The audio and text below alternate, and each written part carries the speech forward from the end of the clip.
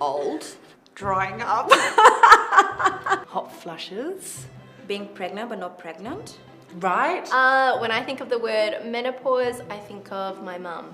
I think that's sort of that final stage in a woman's life where you sort of go, wow, that's me kind of done. Menopause is, I think, quite misunderstood, and the reason I think it's misunderstood is partly because we don't talk about it enough, and also partly because it means to many people end of something.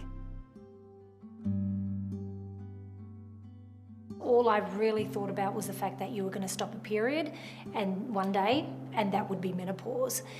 Little do you realise that there's perimenopause, where leading up to your period stopping, you're getting all the symptoms of menopause and a menstrual cycle on top of it. I don't think anybody can understand it until they're actually experiencing themselves. It feels unfair, actually, when sometimes you're going through it at an earlier stage than expected, and then you see other women who may be 10 years older than you and they still haven't even hit menopause, and you kind of think, why?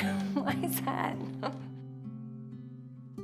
Menopause actually means 12 months after you stopped having your last period.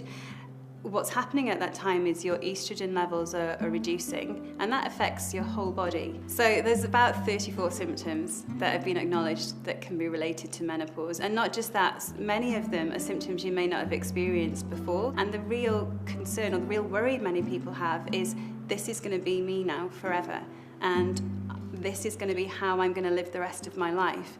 And I think that's a huge problem in terms of people being confident about asking questions. They already feel a bit confused about what's happening, and so that really important question, is this going to be how I am for the rest of my days?